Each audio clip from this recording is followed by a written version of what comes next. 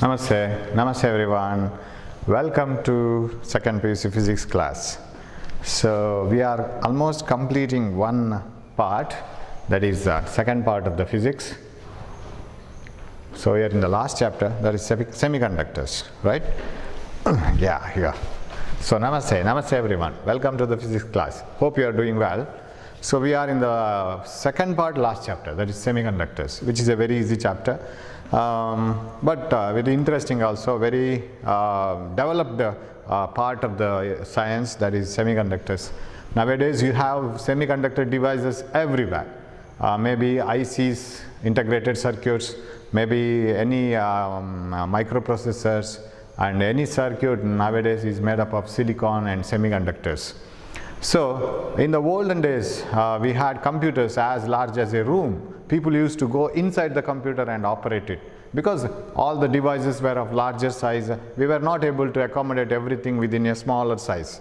So at that time, for amplification of the small signals, because a signal may be very weak, a signal in the sense an electrical signal which contains some information, maybe a very weak and its amplitude may be small. If it has to be amplified, we would use some devices called amplifiers. So that needs some devices, some small components to amplify, which have the amplifying character. Amplifying character in the sense, suppose you give some input, it should amplify the same input and give it in the magnified form using some other energy.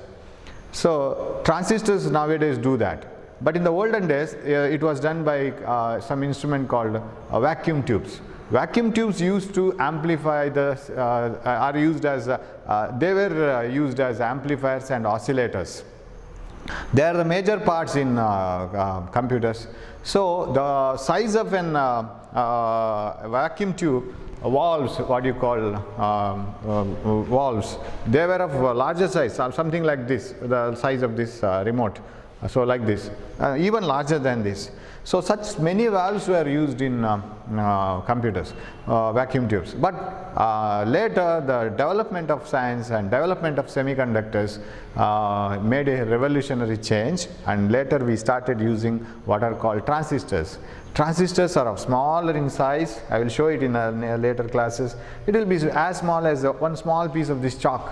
Transistor is very small, and it started using a lesser amount of power and consumed a small amount of space, so everything got miniaturized. So we got computers and all. But nowadays we have the whole circuit containing transistors, diodes, resistors, capacitors, everything put in a small shell, put in a small chip, silicon chip, and that is called integrated circuit, IC. Integrated circuit is a miniaturized form of the huge circuit.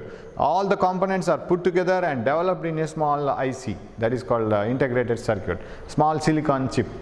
So again it got miniaturized. Now you can have a pocket calculator, pocket computer, very small sized. So as the science developed, vacuum tubes were replaced by transistors, resistors, and all diodes, all the electronic equipments, that is semiconductor devices, have been put in a small chip called integrated circuit. Now we have thousands and millions of components in a small spaced chip, and you can see it in processor chips and all. So chip means it is a small semiconductor device where the whole circuit itself is developed within it using different techniques.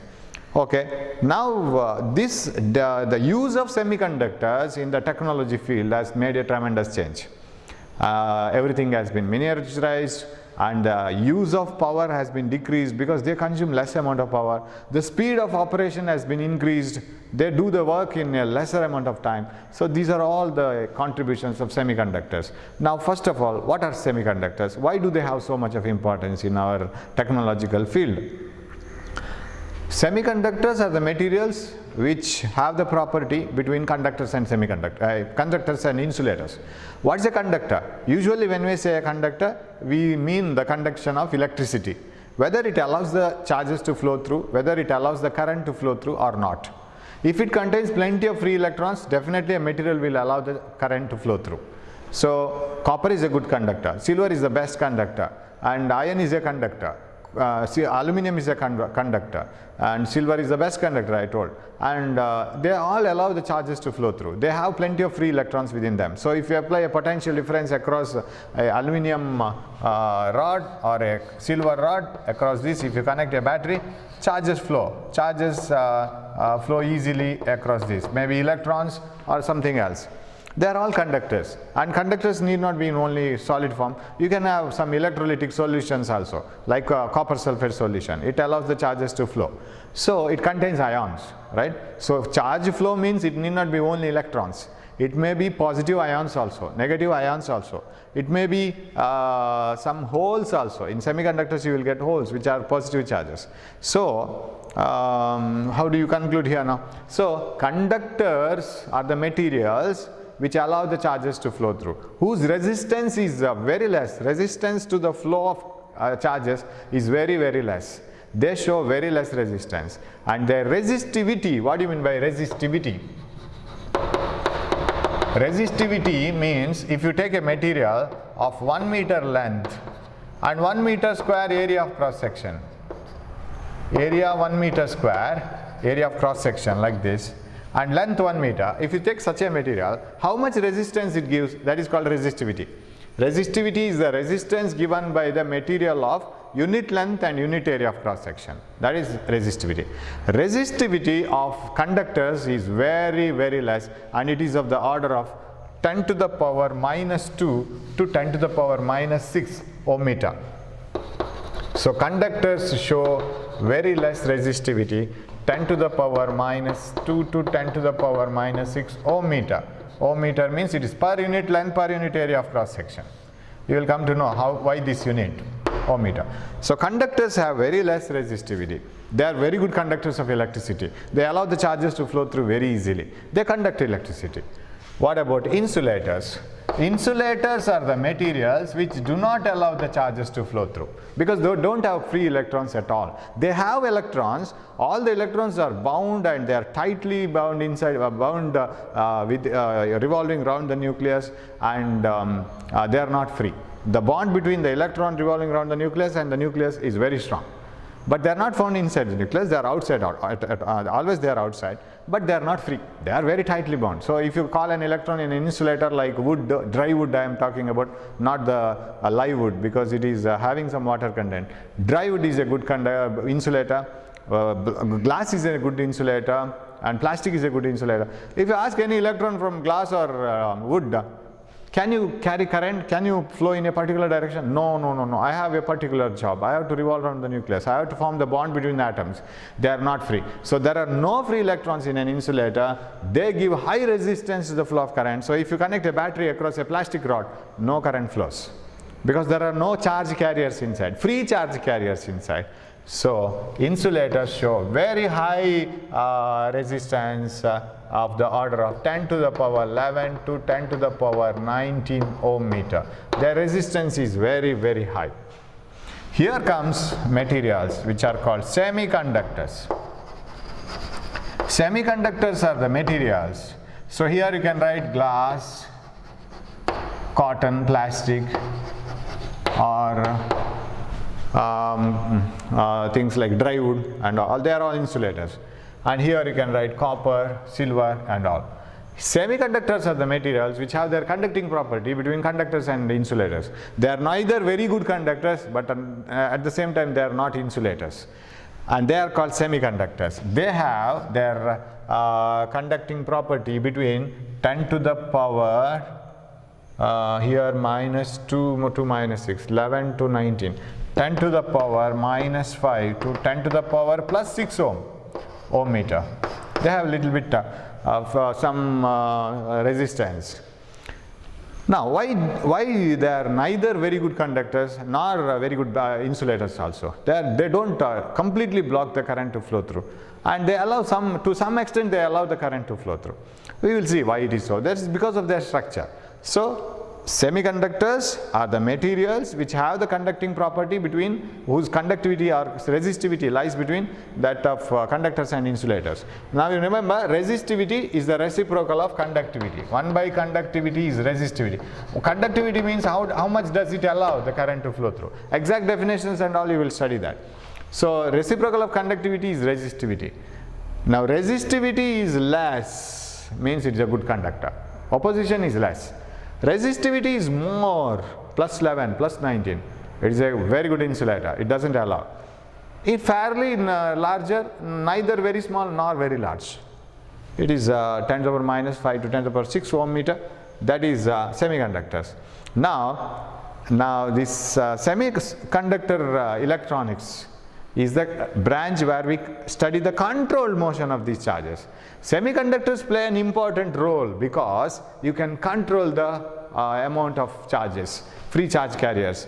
What you can do is, semiconductors show some particular characteristics. They can receive some external impurities. They can receive some other dopant atoms, thereby changing the number of free electrons in them.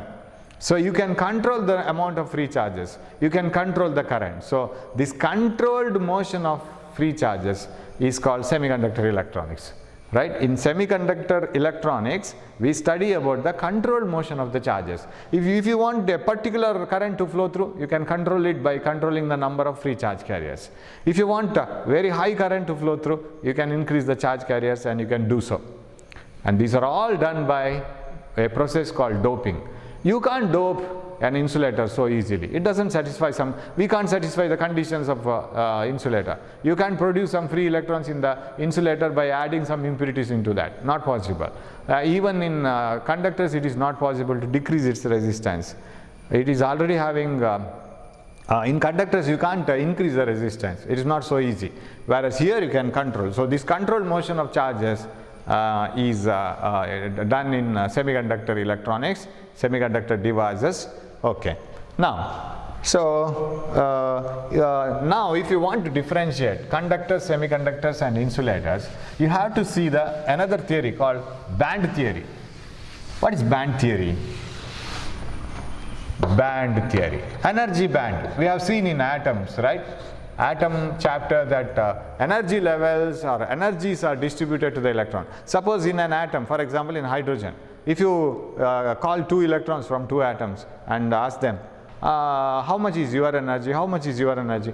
Electrons in the same atom or in same material or same atom may not have the same energy. Some electrons will have more energy, some electrons will have less energy. So some electrons will be in the innermost shell, some electrons will be in the outer shell. So they will be distributed in different shells, right? See, different energy levels. So if you just go on studying about the energy levels of electrons, then you will find that electrons will have a particular energy level. If you give energy to certain electron, it will just absorb a particular energy and it goes to the group of another group of electrons or another energy level. And if the energy supplied is not enough to go to the next energy level, it simply rejects it and it doesn't absorb it at all. So that is what you call quantum nature of energy. Energy is absorbed or given out in only the form of quantas, that is packets of energy. So if an electron absorbs energy, only if it is enough to go to this energy level, it absorbs. Otherwise it simply rejects it and it doesn't absorb it at all. If that energy is absorbed and if it is enough to go to the next energy level here, then it comes here and this is an unstable state. Electron doesn't remain there for a long time. Very soon it comes back within 10 to the power 8 minus 8 or 10 to the power minus 9 seconds. When it comes back, that energy is emitted in the form of light, heat or anything, and some electromagnetic radiation. Now, this energy level, as you go to the higher and higher energy levels, you will find that these energy levels are closely packed. The difference between this energy level and this energy level will be very less as you go to the higher energy levels. So at the outermost energy levels, the energies are so closely packed that such that they appear to be continuous. And also in solids, maybe conductor, insulator or semiconductor, in solids, and especially I am talking about semiconductors now. In solids, the atoms are closely, tightly packed. So energy level of one electron and another electron may be overlapping. So when the energy levels overlap, After certain stage, you will find that the energy levels are almost continuous.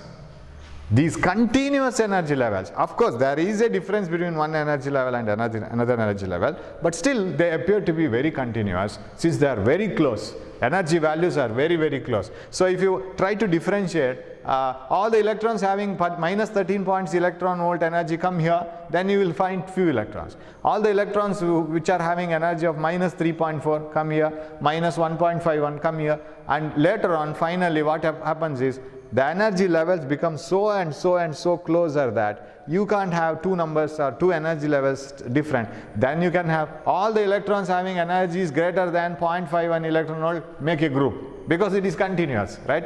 You can, as if we have first rank 596 first rank, okay. First rank come here, second rank 595 come here, and when you go to the lower marks, what happens is, there are many people who have scored 580. There are plenty of people who have scored 570. And there is a huge crowd of students who have scored 500. And if you go to 400, 300, there may be many, many numbers. So what you can do? Can you differentiate them? Now, who is the person who has scored 436? There are so many people. So what you can do? You can make them a group. It's a group of people who have scored between such and such a mark. Similarly, here, after certain energy level, the energy levels are continuous, and now we don't differentiate between the two small different energy levels. We continuously make them a band. So set of energy levels which are continuous is called a band. So closely packed energy levels in solids which have a small energy difference and which appear to be continuous, they are called energy bands. So if you have such bands, a group of students who have scored 436, a group of students who have scored first class, group of students who have scored second class, like this, that is a huge number, because you can't have a one by one identity as if you had in first rank, second rank, because the people who have scored above 590 and 600, that may be less. So you can have individual attention, that this is the person who has scored 596, this is the person who has scored 595. There are only one or two persons, but when you go below certain value, it is continuous. So that is called energy band. Now if you go on searching that energy band, you will reach energy band where there are electrons. There are electrons which possess that energy.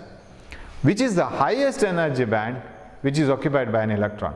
So if you go on searching whether there are electrons with this energy, whether there are electrons with this energy, whether there are electrons with this energy. Sir, this is a group of electrons which have particularly this energy.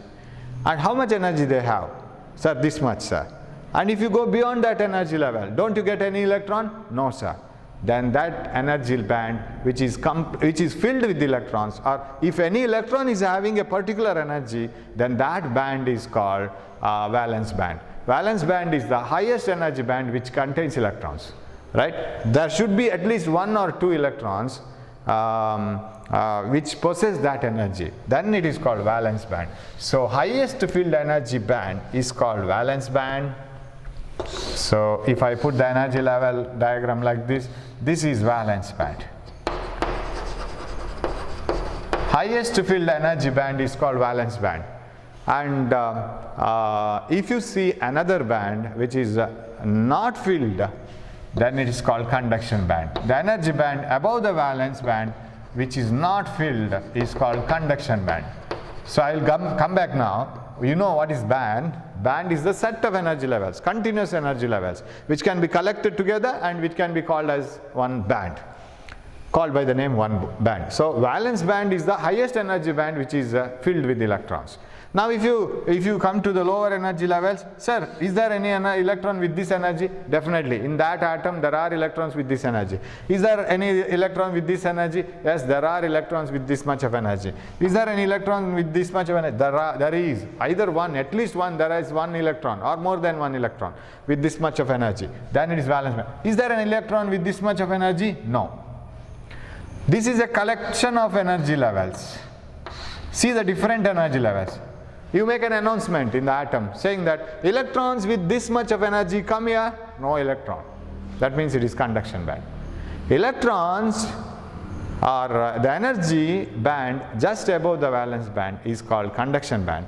Surprisingly, you will find that there are no energies between these two. Between these, there is no energy level at all. You know that electron cannot revolve around in all the orbits, right? There are certain conditions.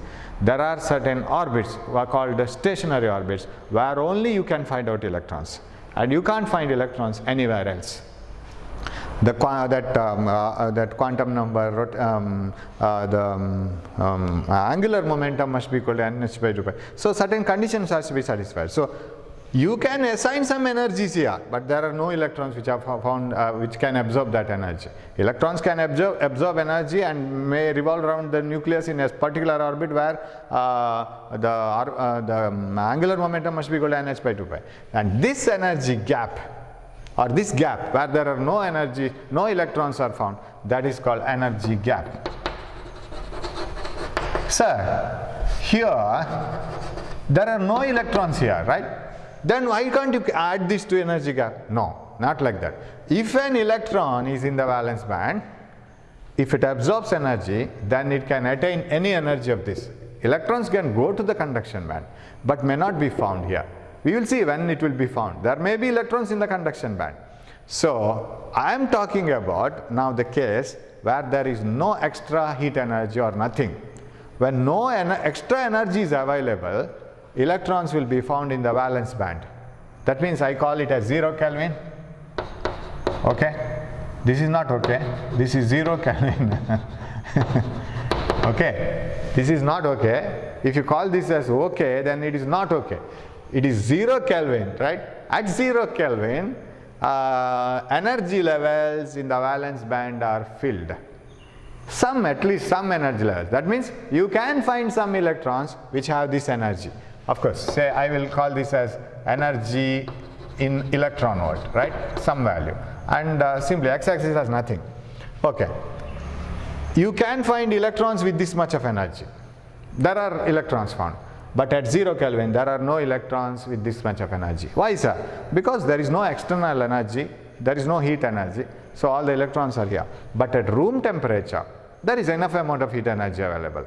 Electrons may absorb that external heat energy, and they may go to this conduction band by absorbing at least this much of energy, what is called energy gap. So how do you define energy gap? So you have defined valence band, the highest energy band which is filled, and of course the energy band below these are also filled, but we don't call it as valence band. The highest energy band which is filled is called valence band, and the band, energy band, which is very next to the valence band is called conduction band. This contains some energy levels, and the energy difference between top of the valence band and bottom of the conduction band, this gap is called energy gap. Energy difference between the top of the valence band and bottom of the conduction band, because you know band is not a single energy level, it is a collection of many energy levels, right? So energy level of this is less, energy level of this is more. Similarly, this is less, this is more. So energy increases as you go above the y-axis.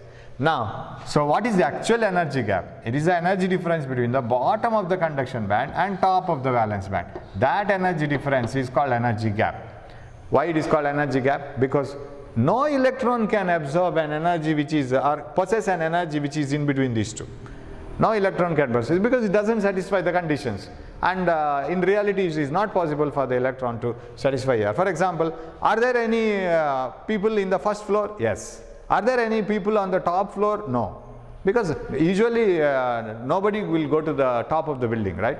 They will be either in the first floor, second floor, third floor. They don't go to the top of the building. Suppose there is some particular work, like for a plumber or an electrician or a person who is connected with some computer works, and if he wants to draw somewhere, they will go to the ceiling, right? They will go to the top of the building, and nobody else will go. So, are there any people on the first floor? Yes. Second floor? Yes. Third floor? Yes. What about between first floor and third floor? Nobody will be there, right? Is there anybody between third floor and fourth floor walking around? Not possible. Because either you should be in the third floor or in the fourth floor. You are not supposed to be walking somewhere in between. If you are walking somewhere in between third floor and fourth floor, we doubt whether you are a human being or not, somebody else, and that's a doubtful case. It is not possible. So either you can have here energy or here energy. In between it is not possible because we have our own conditions. We will walk only when there is a support to us. If there is something giving reaction, a floor, without floor we can't walk. There should be a support from reaction giving object. So that is the thing. Similarly here, electrons cannot absorb energy which is found between these two. So that is why it is energy gap. So energy gap is the difference in energy of the bottom of the conduction band and top of the valence band. Valence band is the highest energy band which is filled, and another energy band which is above the valence band is called conduction band. Well and good. Now this is found in solids. Now, how do you differentiate conductors, semiconductors and insulators on the basis of band theory, this band? Now, in conductors, so this may be a good idea for you. If you know this clearly, then you can proceed. If it is a insulator, how the electrons, and because these charge carriers are mainly electrons, right? There may be ions in electrolytic solution, there may be ions in discharge tube. In tube lights it is ions which are flowing from one end to the other, and there may be electrons also. Now my question is, what is the situation in insulators? In insulators like plastic, glass, etc., the energy gap is very, very high. It is more than 3 electron volt. So this energy gap is greater than 3 electron volt. There are electrons in the valence band, there are no electrons in the conduction band. No free charge carriers. Sir, when is this the situation? Always. Whether it is at room temperature, whether it is at 0 Kelvin, at any time, even if you supply some external heat energy so that electrons will absorb the heat energy and go to the conduction band, that is your expectation, but they don't go because this energy gap is very large. So an insulator is a type of material where conduction band and valence band are separated by a very large energy gap. And even if you supply an external heat energy, electrons don't go to the conduction band because this much of energy, when you start supplying in the form of heat, what happens is it may lead to some other problems, and so much of heat energy will create some other chemical changes, and you can't produce free electrons by making them to go to the conduction band. And another thing you have to remember is, if you are successful in any material, if you are successful in putting an electron from the valence band to the conduction band, then the thing is, those electrons become free. Once they are here, they become free, and they are now ready to conduct. They say, sir, we are free, give us some work, apply a potential difference and we will move. They are free electrons. They are not taking part in any of the bond. They are not bound to the nucleus so tightly, so they can move freely here and there, and they can conduct electricity. So, but in insulators, you can't produce such free electrons in any manner, even by supplying energy in the form of light or heat or any source. Anyway, electrons can't go to the conduction band. So in an insulator, conduction band and valence band are separated by a very large energy gap. So electrons can't move to the conduction band at all. Insulator remains as insulator at 0 Kelvin as well as at room temperature. Remember this energy gap. Now what about the conductors? Why conductors are very good conductors? That's why they are called conductors, right? They are very good conductors, they conduct electricity, they have plenty of free electrons, because this energy gap is very less and may be even 0. They may be overlapping. In a conductor like silver or copper, the conduction band and the valence band overlap like this. This is conduction band, that is valence band. This is valence band and conduction band overlap. The energy gap will be almost 0. And if there is an energy gap in some conductor, it is very less. So in a conductor, conduction band and valence band are separated by a very small energy gap, and it is almost 0 electron volt. They overlap sometimes, so that electrons, of course, at 0 Kelvin they may be found in only valence band. But a small supply of energy, if you bring the conductor from 0 Kelvin to the room temperature, suddenly it becomes a very good conductor. Reason is, a small heat energy will be enough to lift them from valence band to conduction band, because there is no energy gap at all. A small push is enough. Suppose a ball is found in a ground, just a push is enough, it starts moving, right? In the same way, but it is not like that here. Simply I have given an example. Here, a small energy supply is enough, just a small energy. Electrons can go to the conduction band, and that conductor becomes a very good conductor of electricity. So all conductors, copper, aluminum, silver, iron, they are very good conductors of electricity at room temperature, because by using heat energy, almost all the electrons go to the conduction band. They become very free electrons. So there are plenty of free electrons. Now, so if you observe, in an insulator, valence band is filled completely or partially, we don't know. That depends on the material. It may be filled with electrons. It contains, valence band contains electrons. What about conduction band? In conduction band, there are no electrons. That means there are no electrons with the energy of this much. That is the meaning, right? There, in the material, there are no electrons with the energy this much, conduction band. When? Even at 0 Kelvin, even at room temperature. Even if you heat it separately, even if you supply heat energy and try to heat it, no electron can go to the conduction band. So in an insulator, valence band is filled with electrons, partially or completely, but conduction band is always empty. That's why it is never a conductor. It will always be an insulator. What about in a conductor? In a conductor, the conduction band and valence band are separated by a very small energy gap. So at room temperature, a small energy that is available is enough, and that electrons will go to the conduction band, and it becomes a very good conductor. So in a conductor at room temperature, valence band is filled, conduction band is also filled. At room temperature, in an insulator, valence band is filled, conduction band is not filled with electrons. Now we will go to semiconductor. Hope you can see this here, or somewhere I have to write it here. What are semiconductors? Can you see this?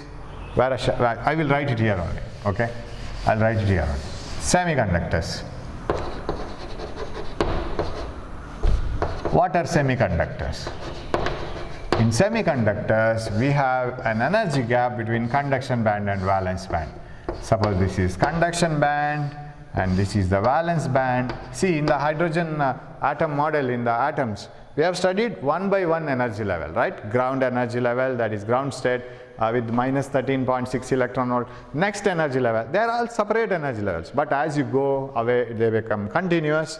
This is a set of energy levels, that is called valence band. In a semiconductor, at, right, 0 Kelvin, you know it, at 0 Kelvin, valence band is filled, conduction band is empty. Sir, it is very similar to this. Yes. At 0 Kelvin, semiconductor is the best insulator. It is as same as an insulator, because there are no free electrons in conduction band, and there are no free electrons at all. So at 0 Kelvin, semiconductor is an insulator. Remember, because there is no external heat energy available, and electrons can't gain energy, they can't go to the conduction band. What about the energy gap? It is lesser than 3 electron volt. In semiconductors, energy gap is lesser than 3 electron volt. So if the energy gap is lesser than 3 electron volt, then it is a semiconductor. If it is greater than 3 electron volt, it is an insulator. Of course, in conductors, there is no energy gap at all. They overlap. But still, they need a small amount of energy to go to the conduction band. So only at room temperature, they will conduct. Now, semiconductors, empty conduction band and filled valence band, but energy gap is less. So when you bring a semiconductor from that 0 Kelvin, where it is a perfect insulator, to the room temperature, now heat energy is available, because at room temperature heat energy is available. When heat energy is sufficient to lift the electrons, because energy gap is less, electrons can go to the conduction band. Now it starts conducting. But remember, by supplying heat energy, that is at room temperature, by absorbing the heat energy, the number of electrons that can go to the conduction band is not as large as a conductor. I rubbed it. In a conductor at room temperature, small energy is enough, plenty of electrons go to the conduction band. It acts like a very good conductor. But in a semiconductor, it cannot happen so. Electrons can go to the conduction band, but not in large number. That's why it is called semiconductor, because it can neither act like a very good conductor, at the same time it is not an insulator, it is a partial conductor. It contains some fairly good amount of electrons, free electrons, but not as much as a conductor. So in a semiconductor, if the energy gap, since the energy gap is less, at room temperature, some of the electrons can absorb energy and can go to the conduction band. So at 0 Kelvin, valence band is filled, conduction band is empty. But above 0 Kelvin, at room temperature, conduction band and valence band are both filled. May not be completely, but they may be filled. So it acts like a conductor now. So I have told semiconductor devices are constructed and the flow of charges is controlled. The controlled motion of electrons, that is what is done in electronics, right? Semiconductor electronics. Now how do you do that, sir? Do you supply heat energy as you like and lift the electrons into the conduction band and make them free and make them conducting electrons and make it a good conductor? Is it so? No. But this is only property. You can't have many free electrons you can't produce many free electrons by supplying heat energy and making the electrons go to the conduction band. That process is a very bad process. You can't achieve your goal, and you have to go for something else. These semiconductors, they have another property of receiving some impurities from outside. And you have to study the atomicity, that how many valence electrons are there and how they are forming the bond, what type of bond and all. So this is the story of conductors, semiconductors and insulators. So very important difference between them. Maybe a question for final exam also. Distinguish conductors, semiconductors and insulators on the basis of band theory. And simply write what are the differences. Conductors are the materials which conduct electricity, and insulators which do not conduct electricity. Semiconductors have conducting property between conductors and insulators. And what else? In conductors, the resistivity is, so conductors have very low resistivity, 10 to the power minus 2 to 10 to the power minus 6. Minus 8 actually. What did I write actually for conductors? 10 to the power minus 2 to 10 to the power minus 8 ohm meter. And for semiconductors, it is from 10 to the power minus 5 to 10 to the power 6 ohm meter. And for these insulators, it is up to 10 to the power 11 ohm meter to 10 to the power plus 19 ohm. It is very high resistance. The resistance per unit length per unit area of cross section, that is called resistivity. So resistivity is, suppose you forget the numbers, simply write like this. Resistivity is very low for semiconductors, conductors. For good conductors, resistivity is low, opposition is less, because there are plenty of free charge carriers. For semiconductors, resistivity is neither very large nor very low. For insulators, resistivity is very high. Okay, or you can use the numbers minus 2 to minus 8 for conductors, very less. Resistivity 10 to the power 5, 10 to the power minus 5 to 10 to the power plus 6 to semiconductors, 10 to the power 11 to 10 to the power 19 ohm meter to insulators. Okay, and the energy gap. In insulators, the energy gap is greater than 3 electron volt, and in conductors they overlap, there is no energy gap at all, and in semiconductors the energy gap is less than 3 electron volt. In conductors, that valence band is filled and conduction band is also filled at room temperature, whereas in insulators conduction band is always empty, valence band is filled.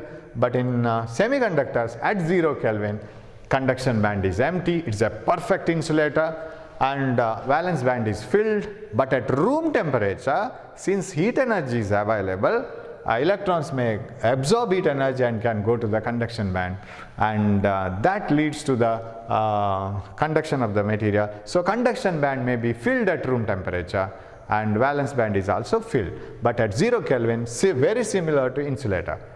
Okay, so that is the thing. And now what happens here? One more thing. See, we have different types of charge carriers. If you observe a metal and apply a battery to the two ends of a metal, say this is a silver rod, connect a battery, then electrons in the silver rod will drift like this, they will move. That produces current. Of course, current is in this direction because current is opposite to the flow of charges. Now, right, what are the charge carriers in metals? It is the free electrons. Sir, do you have any positive charges moving inside a metal? No, because protons which carry positive charge are inside the nucleus. It is very difficult to remove the protons because in such a electric field, by applying a potential difference and a battery, you can't remove protons. It is not at all possible. And you know with what energy is needed to break a nucleus and all. So it is not possible. It is not protons, only electrons. Sir, what about in a discharge tube? You have seen a tube light? In a tube light, what happens is, it is a vacuum tube, right? Or it is a tube filled with the gases at low pressure. You have different colored tube lights usually.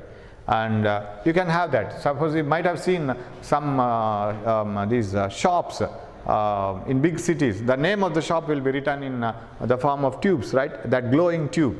And that will be of different colors depending on the gas filled inside. So gas at low pressure will be filled in this. And here will be a coil. And that coil emits electrons. These electrons move inside that gas. They collide with the gas atoms. It's the same way in which we did hydrogen spectrum, right? If this is filled with hydrogen atoms get collided with these electrons. So those atoms give that energy in the form of light. That's what happens. Now, that is the principle of tube light. Now, when these electrons move, they collide with the atoms. Atoms lose energy, you lose some electrons. They get converted into ions. So, ions and electrons both are responsible for the flow of charges in a discharge tube. We call it as discharge tube. Discharge means discharge of electrons. Electrons which are within a filament, when that filament is heated using electricity, that filament getting heated gives away electrons. So electrical energy is converted into heat energy. Because of heat energy, electrons come out. When these electrons are accelerated, they collide with the atoms and atoms release some electrons. So you have plenty of electrons and positive ions. Electrons and positive ions are the charge carriers in discharge tubes.